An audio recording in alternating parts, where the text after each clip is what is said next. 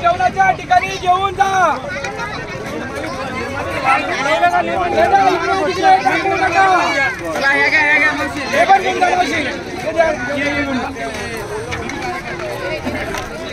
ज्याच्या त्याच्या प्लेटा धुवून टाका। प्रत्येकाने त्याची प्लेट स्वतः धुवा, दुसऱ्याकडे देऊ नका।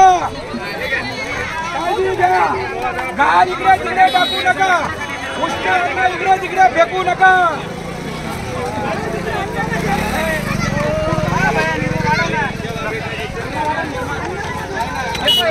बघू शकतात मित्रांनो, इकडे जेवणाची सुविधा आहे।